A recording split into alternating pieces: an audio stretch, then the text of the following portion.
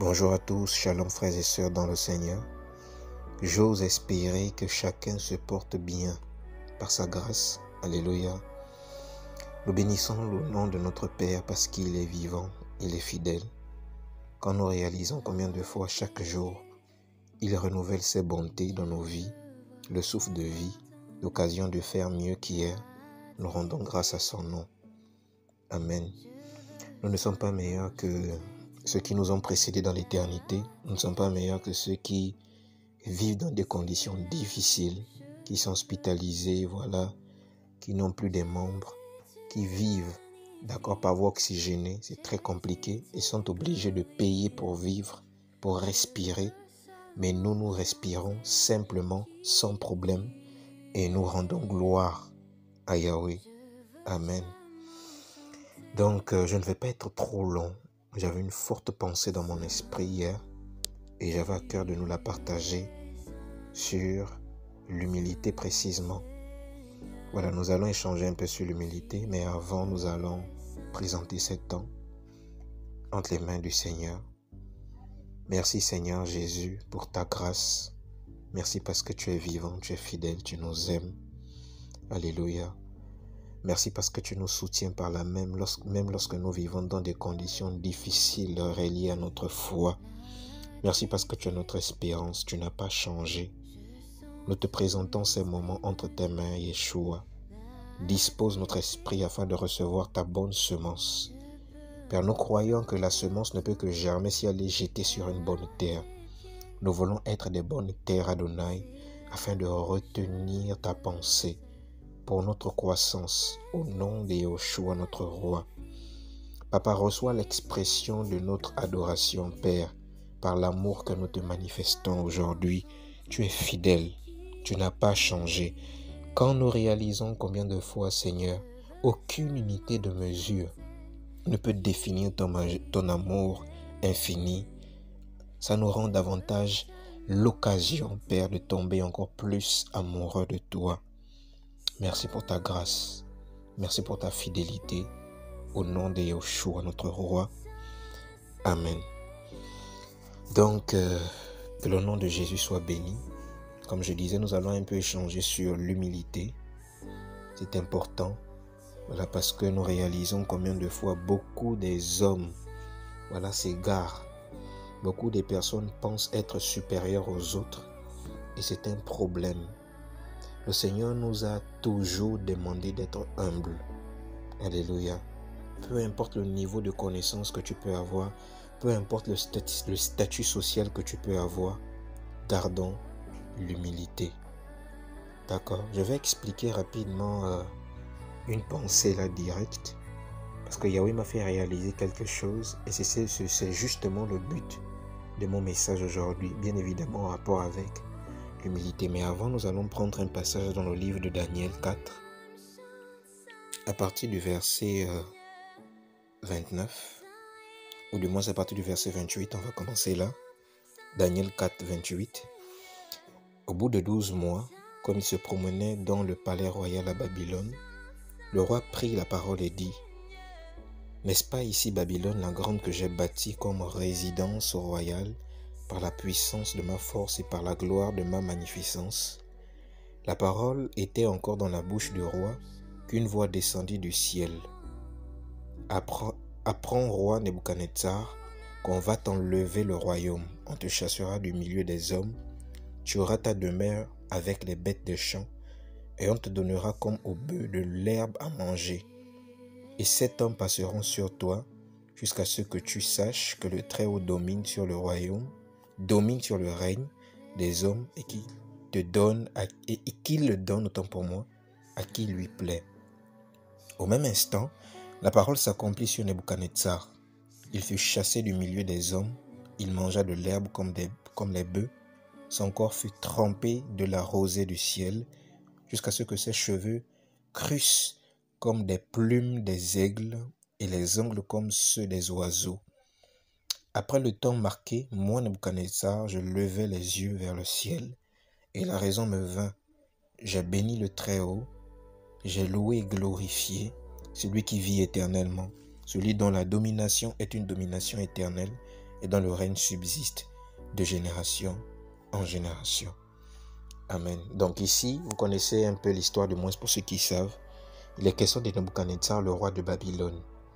Au début du premier verset, il avait fait une vision qui ne comprenait pas la pensée, et Belchatsar, voilà, Daniel, communément appelé Belchatsar, était venu pour donner l'interprétation du songe. Et dans cette interprétation, il disait en fait qu'à cause de l'orgueil de Nebuchadnezzar, voilà, le trône devait lui être arraché de la main de Yahweh. Ouais. Malheureusement, Nebuchadnezzar n'a pas pris en compte les propos de Daniel, du serviteur du Seigneur. Et dans le temps, il va arriver qu'il va se glorifier des biens, comme si tout ce qu'il avait fait revenait de sa propre force, de sa propre volonté. Oui. Or, en réalité, s'il a eu ce qu'il a, c'est parce que le Seigneur le lui a permis. Et la Bible nous dit par la suite qu'à cause de cet orgueil, Dieu a arraché le trône. Dieu a arraché sa gloire. Oui. Et il a commencé à vivre comme un mendiant, comme un paysan, quelqu'un de pauvre. Il mangeait avec les bœufs, voilà, il avait des longs ongles comme des animaux. C'était assez compliqué jusqu'à ce qu'il réalise qu'en fait, il n'est rien et que le seul qui est digne d'être exalté, c'est le Seigneur. Oui. Donc, frères et sœurs, c'est une belle expérience, c'est une belle histoire pour nous interpeller à manifester l'humilité.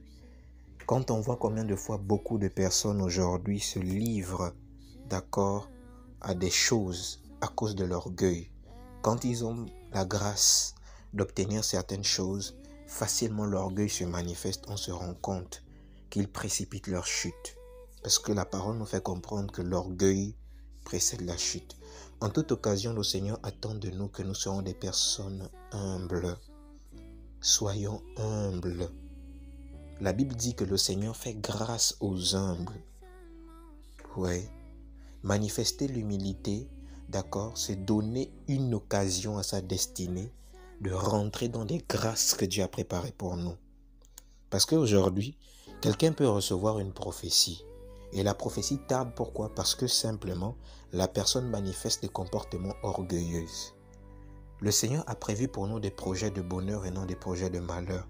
Mais ce qui fait en sorte que beaucoup de personnes tardent à rentrer dans leur accomplissement, c'est à cause du caractère qu'ils ont. Est-ce que vous savez, frères et sœurs, que le caractère que tu as peut influencer ta destinée? La Bible va dire dans le livre de Deutéronome que voici les bénédictions qui seront attachées à vous si vous vous conformez de telle manière. Et voici les malédictions qui vont s'attacher à vous si vous vous conformez de telle manière. On se rend compte qu'aujourd'hui, on n'y rentre pas en possession de certaines choses parce que nous sommes beaucoup orgueilleux. Et l'orgueil est un parfum.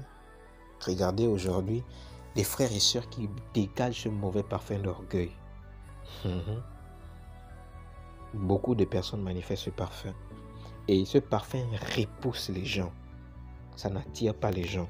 Les gens ne sont pas attirés par nous parce que nous avons la gloire. Parce que si c'était le cas, beaucoup de personnes, des bourgeois aujourd'hui qui vivent aisément, financièrement je dis, ne sont pas heureux dans leur âme. Il y a des familles endeuillées dans leurs âmes, quoi qu'ils ont des biens. Parce que quoi? Parce qu'ils ne sont pas dans un environnement favorable où on peut manifester l'amour, l'humilité, la paix. Et combien de personnes aujourd'hui manifestent l'orgueil? L'orgueil détruit, hein? Je vous assure. Et comme je disais, j'aimerais rapidement expliquer un phénomène. Hier, j'étais là et je réalisais en fait que nous ne sommes rien. Chacun d'entre nous avons eu certainement l'occasion d'assister à des funérailles, à des décès. Et généralement, c'est dans des conditions comme telles qu'on prend conscience sur notre état de vie. On réalise que nous ne sommes rien, qu'on ne vaut rien. En réalité, à quoi bon devenir orgueilleux si nous tous nous allons finir dans la mort? Et là, le Seigneur me disait, regardez, lorsque tu es dans un endroit et que l'on parle de toi, on prononce ton nom parce que tu es vivant. Par exemple, Clovet est au charbonnage ou Clovet est à Wenje par exemple. Clovet est au Gabon. C'est-à-dire que ton nom définit ta personne. Mais lorsque tu meurs, tu perds de personnalité. On ne dira plus Clovet est dans tel endroit. On dirait par contre le corps de Clovet est à tel endroit. Est-ce que vous vous rendez compte? Oui, la mort a la capacité de rendre impersonnel certaines personnes. Des personnes naturellement qui meurent. Oui. Ton nom te qualifie. C'est-à-dire quand tu vis, ton nom te qualifie. Ton nom reflète ton identité, te donne une certaine valeur. Mais lorsque tu meurs, frère, ton nom n'a plus de sens. On ne te reconnaît plus comme tel, mais on te définit par le corps qui est inerte. On te dit le corps de tel est là-bas. Est-ce que vous vous rendez compte qu'en fait, la mort a la capacité de détruire notre essence, de ternir notre image. On dira maintenant, voici le corps de tel, il est là-bas. Notons bien ceci, frère. La vie donne de la valeur à l'homme et la mort l'inutilité à l'homme.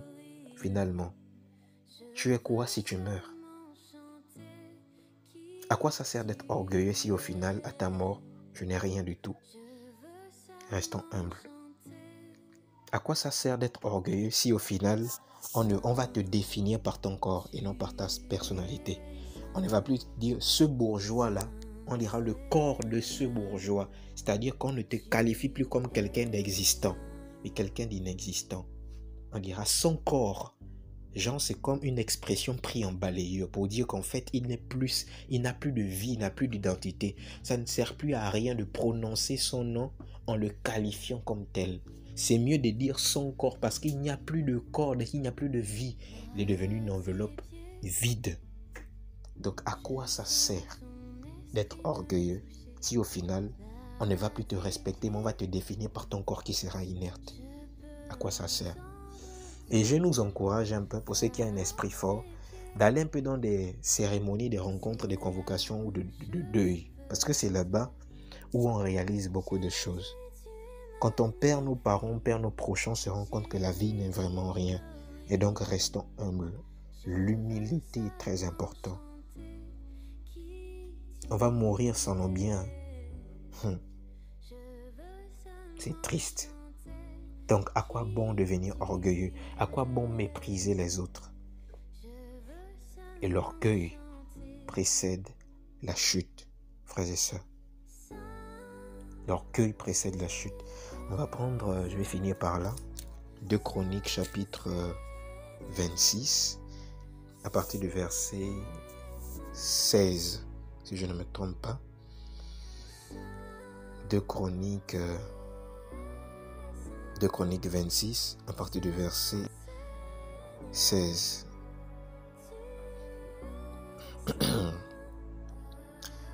Voici ce qu'il a dit. Mais lorsqu'il fut puissant, son cœur s'éleva pour le perdre. Il pécha contre l'Éternel son Dieu. Il entra dans le temple de l'Éternel pour brûler des parfums sur l'autel des parfums. La Bible dit, mais quand il devient puissant, son cœur s'éleva pour le perdre. Le danger avec la royauté et la puissance, c'est que si nous ne sommes pas suffisamment brisés, on risque de se perdre. Oui, la gloire est une entité. Voici pourquoi le Seigneur a fait les choses de telle sorte qu'il y ait un concept de dualité. D'accord? Ce concept de dualité, c'est qu'il y a des pauvres et il y a des riches. On va parler de ça comme étant une forme d'équilibre. D'accord? Parce qu'il y a beaucoup de personnes qui se disent que pourquoi il n'y a que des riches et les pauvres vivent leur vie misérable. J'en ai même entendu des chrétiens qui disent que être pauvre est un péché. Non, ce n'est pas un péché. C'est mendier la mendicité qui n'est pas convenable. Parce que le Seigneur a établi les choses dans l'esprit, d'accord, dans les sphères de telle sorte qu'il y ait des riches et qu'il y ait des pauvres. D'accord? Pour qu'il y ait un équilibre, pour qu'il y ait une dualité, un concept de dualité. Qu'est-ce que j'entends concrètement par concept de dualité? Le concept de dualité, en fait, c'est 2 phénomènes, d'accord, opposés, qui semblent se contredire, mais qui forment en réalité un juste équilibre. Par exemple, la matière et l'invisible. Ouais. Ou encore, je prends un exemple bête. Généralement, vous avez constaté que le pied gauche est toujours plus gros que le pied droit. C'est un peu bizarre. C'est comme si une anatomie, un organe, un pied était toujours plus gros que l'autre, ou une main était plus grande que l'autre, ou une oreille était plus grande que l'autre. En fait, c'est un concept de dualité. ou encore qu'il y ait des grands de taille, des petits de taille. En fait, c'est un équilibre parfait que Dieu a voulu que ça soit. Ouais. Donc en gros, c'est pour expliquer que l'humilité est très importante. Soyons humbles. S'il faut parler de l'humilité dans toutes ses facettes, on prendra du temps. Mais aujourd'hui, le Seigneur voulait nous partager l'humilité dans le sens où ça ne sert à rien de s'enorgueillir parce que nous tous, nous ne sommes rien. Et la dernière fois, j'avais pris un exemple, je disais, permets-toi de courir avec un pauvre, c'est-à-dire un riche et un pauvre se mettent à courir. Et lorsqu'ils courent, au final, les deux vont finir par sentir mauvais. Maintenant, ça sert à quoi de mépriser l'autre si vous deux, vous avez des mêmes matières qui peuvent transpirer, des mêmes matières qui peuvent avoir quelque part une mauvaise odeur, la même odeur, c'est-à-dire une mauvaise odeur. Parce que c'est le corps, nous ne sommes rien en fait. Demeurons humbles. Amen. Que le Seigneur soit béni. Merci Jésus pour ta parole. Merci pour ce temps. Aide-nous à conserver ton humilité en toutes circonstances. Au nom de Jésus. Amen. Shalom à tous.